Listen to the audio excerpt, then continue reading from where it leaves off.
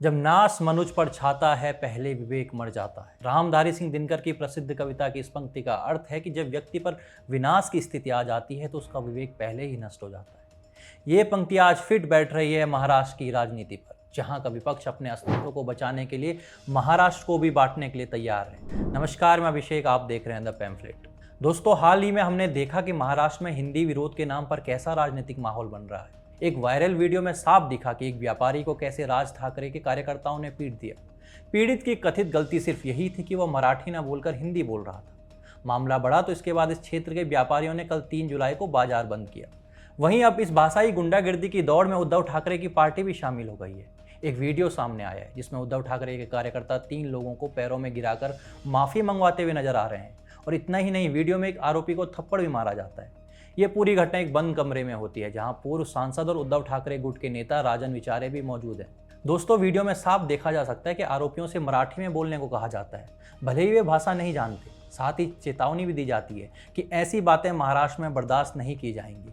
दरअसल सोमवार को 2 पक्षों में एक दुकान पर बहस हो गई और मामला मारपीट तक जा पहुंचा। इस मामले में एफआईआर भी दर्ज हुई थी, लेकिन चूंकि धाराएं गंभीर नहीं थी तो पुलिस ने आरोपियों को नोटिस देकर छोड़ दिया था। इसके बाद मारपीट में शामिल 2 व्यक्तियों को राजन विचारे के ऑफिस में बुलाया गया। कैमरे पर आरोपियों से उनका नाम पूछकर पैरों में गिराकर माफी मंगवाई गई, थप्पड़ मारे गए। इस दौरान विचारे कहते हैं कि तुमने एक मराठी मानुस को मारा है और ये महाराष्ट्र में नहीं चलेगा। इसके बाद उन व्यक्तियों से मराठी में बोलने को कहा जाता है और वे हामी भरते हैं। इस पूरे विवाद पर आदित्य ठाकरे ने सफाई दी। उन्होंने कहा कि यह मामला मराठी और गैर मराठी का नहीं है।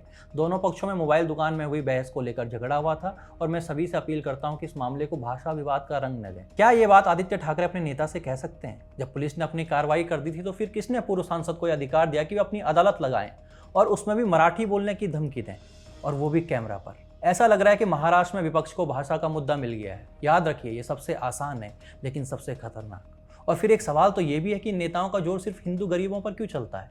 एक वीडियो कुछ समय पहले आपने देखा होगा, जहां एक एमएनएस कार्यकर्ता मुस्लिम बहुल इलाके में एक सब्जी वाले को मराठी बोलने के लिए कहता है, लेकिन जैसे ही वहां भीड़ जमा होती है उल्टा यही कार्यकर्ता कान पकड़कर माफी भी मांगता है। यही बात अब महाराष्ट्र सरकार में मंत्री नीतीश राणे ने दोहराई है। मीडिया से बात करते हुए उन्होंने कहा, अगर हिम्मत है तो नल बाजार, मोहम्मद अली रोड या मालवाड़ी जैसे इलाके में जाकर कहें कि मराठी बोलो। क्या वहां भी ऐसी हिम्मत दिखाते हो? राणे ने कहा कि क्या आमिर खान और जावेद अख्तर मराठी बोलते हैं? वहां कोई कुछ नहीं कहता। आप ये वीडियो देखिए। मारा गया ना, एक हिंदू को मारा गया ना, एक हिंदू को मारा गया, तो मुझे बोलना है कि इतनी हिम्मत जाके नल बाजार और मोहम्मद अली रोड में दिखाओ ना। वो जो दाढ़ी वाले और गोल टोपी वाले क्या मराठी में बात करते क्या? शुद्ध मराठी में बात करते क्या? उधर जाने की, उनको कान के नीचे बजाने की हिम्मत नहीं है। जावेद अख्तर क्या मराठी में बात करता है क्या? आमिर खान क्या मराठी में गाता है क्या? उधर उसके मुंह से मराठी निकालने की हिम्मत नहीं है। ये गरीब हिंदू को क्यों मारने की हिम्मत कर रहे हो? ये सरकार हिंदू ने बिठाई है, हिंदुत्व विचार की सरकार है, इसलिए इस तरह की कोई भी अगर कोई हिम्मत करेगा तो हमारी सरकार भी तीसरी आंख खोलेगी। इतना मैं कहना चाहता हूँ। अब सवाल है कि अचानक महाराष्ट्र में ये सब क्यों हो रहा है? इसके पीछे कारण है ठाकरे बंधुओं का गिरता वोट बैंक और महाराष्ट्र में होने वाले आगामी बीएमसी चुनाव। दोस्तों, याद कीजिए, राज ठाकरे ने साल 2005 में शिवसेना से इस्तीफा दिया था और 2006 में महाराष्ट्र नवनिर्माण सेना बनाई थी।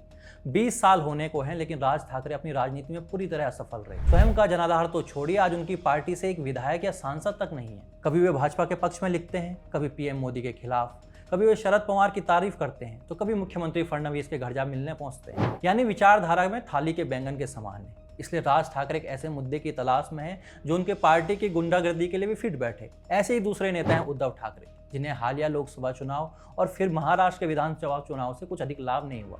पार्टी भी गई, सिंबल भी गया, और आज वे अस्तित्व बचाने की लड़ाई लड़ रहे हैं, इसलिए भाषा को मुद्दा बना दिया। दोस्तों, महाराष्ट्र में बीएमसी के चुनाव होने वाले हैं। माना जा रहा है कि उद्धव ठाकरे और राज ठाकरे मिलकर चुनाव लड़ेंगे और इन दोनों के पास एक आखिरी मौका होगा अपनी लाज बचाने का। इसलिए भी शायद ये इस मुद्दे को हवा दी जा रही है। अब देखा जाए तो महाराष्ट्र में ये हिंदी विरोध आज की बात नहीं है, बल्कि ये 50 के दशक से चला आ रहा है, जो सियासी वजहों से रह रहकर उफान मारता रहा। 50 के दशक में तत्कालीन बॉम्बे स्टेट, जिसमें आज का गुजरात और उत्तर पश्चिम कर्नाटक भी आता था, वहाँ एक अलग मराठी भाषाई राज्य बनाने की मांग को लेकर संयुक्त महाराष्ट्र आंदोलन शुरू हुआ। 60 के दशक में आंदोलन का असर दिखा और संसद ने the Bombay reorganisation act pass किया, जिसके बाद महाराष्ट्र और गुजरात 2 अलग राज्य बने। इसके 6 साल बाद जब बाला साहब ठाकरे ने शिवसेना की स्थापना की तो उन्होंने मराठी भाषा मराठी अस्मिता और मराठी लोगों के मुद्दे को उठाकर महाराष्ट्र में गहरी पैठ बना ली थी। 80 के दशक में शिवसेना के कार्यकर्ताओं ने दक्षिण भारतीयों और उत्तर प्रदेश और बिहार से आए प्रवासी उत्तर भारतीयों के खिलाफ लगातार रैली और आंदोलन किए। उस दौरान कई गैर मराठियों पर खूब हमले भी हुए। हालांकि तब तक शिवसेना पूरे महाराष्ट्र की सियासत पर अपनी अलग छाप छोड़ चुकी थी, लेकिन एक सच्चाई ये भी है कि शिवसेना को असल मुकाम मिला हिंदुत्व की राजनीति से। 1987 में मुंबई के विले पार्ले विधानसभा सीट के लिए उपचुनाव में पहली बार शिवसेना ने गर्व से कहो हम हिंदू हैं का नारा दिया था। यहाँ तक कि हिंदुत्व के नाम पर वोट मांगने पर चुनाव आयोग ने ठाकरे से 6 साल के लिए मतदान का अधिकार भी छीन लिया था। और आज दुर्भाग्य देखिए, इन्हीं बाला साहिब के बेटे हिंदुत्व विरोध की राजनीति कर रहे हैं। अब इन्हीं ठाकरे जी से कोई पूछे कि भैया आज आप गुजराती कारोबारियों को बाहरी बता रहे हैं या कोई मारपीट कर रहा है, लेकिन आपके बेटे क्यों अंबानियों की शादियों में ठुमके लगा रहे होते हैं। आदित्य ठाकरे ने कई साल पहले एक म्यूजिक एल्बम निकाली थी, इसमें तो सभी गाने हिंदी में थे, क्यों मराठी गानों की एल्बम नहीं निकाली गई। खैर, ये तो हल्के सवाल है। असल सवाल ये है कि इस दौड़ का अंत कहाँ है। हर कुछ महीनों में किसी राज्य से भाषा को लेकर तनाव की कोई ना कोई घटना सामने आ जाती है। कभी मराठी बनाम हिंदी, कभी तमिल बनाम अंग्रेजी, कभी कन्नड़ बनाम उत्तर भारतीय। क्या हर बार यही होता रहेगा? क्या कोई स्थायी समाधान है इन बढ़ते भाषाई विवादों का? दोस्तों, भारत एक बहुभाषी देश है। यहाँ हर 200 किलोमीटर पर भाषा, बोली और उच्चारण बदल जाते हैं। संविधान भी इसी विविधता को स्वीकार करता है, इसलिए 8वीं अनुसूची में 22 भाषाओं को जगह दी गई है। फिर ये विवाद क्यों? दरअसल समस्या तब शुरू होती है जब भाषा को सम्मान देने के बजाय पहचान थोपने का औजार बना दिया जाता है। जब राजनीति भाषा के नाम पर हम और वे का फर्क पैदा करने लगती है। जब कोई नेता कहता है कि ये महाराष्ट्र है, यहाँ मराठी में बोलना पड़ेगा, तो सवाल ये है कि क्या भाषा का सम्मान डर और जोर से कमाया जा सकता है? इसका हल है, जरूर है, लेकिन दिखावे या धमकियों से नहीं, समझदारी और संतुलन से। स्कूलों में बहुभाषिक शिक्षा को बढ़ावा देना होगा, जहाँ एक बच्चा अपनी मातृभाषा के साथ साथ हिंदी और अंग्रेजी तीनों से परिचित हो।